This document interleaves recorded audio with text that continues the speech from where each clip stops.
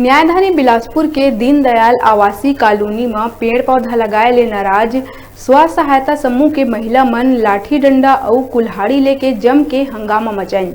समूह युवती और महिला ऊपर हमला घलो कर दी। महिला मन के दबंगई के वीडियो सोशल मीडिया में घलो वायरल हुआ थी, जेमा महिला मन मिल के एक युवती के डंडा ले पिटाई करत नजर आवत थी।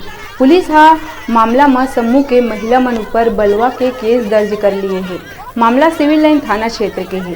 जानकारी के अनुसार हेमिन वस्त्रकार मंगला के दीनदयाल आवासीय कॉलोनी में थी।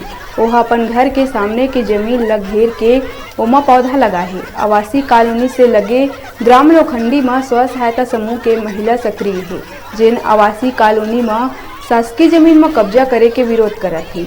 इतवार मझनिया समूह के महिला मन बड़का संख्या में पहुंच गई। उनकर हाथ में लाठी डंडा और कुल्हाड़ी रखे रही।